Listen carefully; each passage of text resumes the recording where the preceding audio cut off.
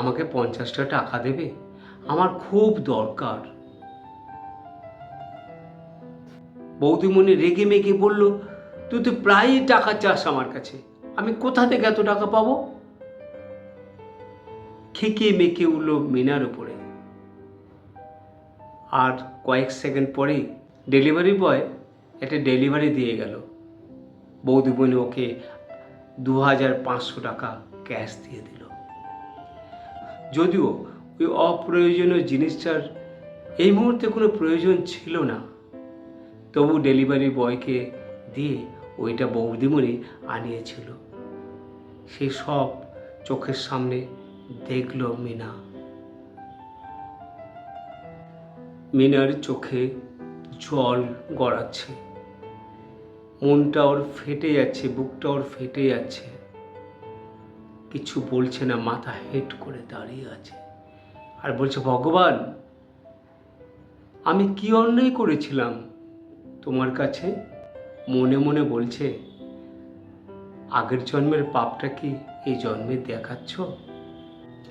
তাই মুখে বেশি শব্দ না করে ও নীরবে আস্তে আস্তে ওখান থেকে প্রস্থান করছে। কারণ ও জানে এই চোখের মূল্য কেউ ওকে দেবে না, আর এই চোখের মূল্য এই বড়লোক রূপী অমানুষগুলোর কাছেও নেই। ধীরে ধীরে মিনা ওখান থেকে চলে গেল।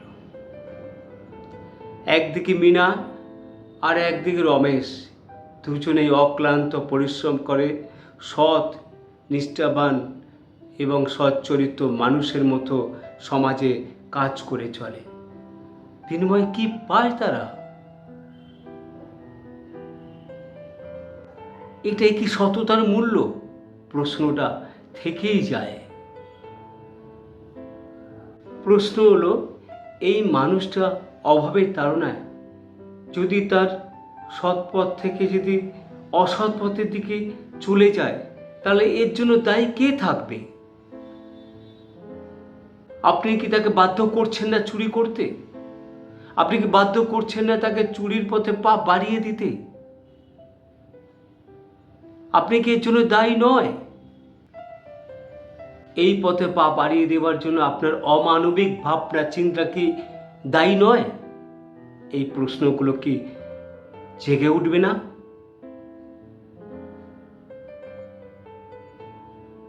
এই বৈষম্য কি ওই পরিচারিকাকে বিপথে চালনা করতে সাহায্য করবে না?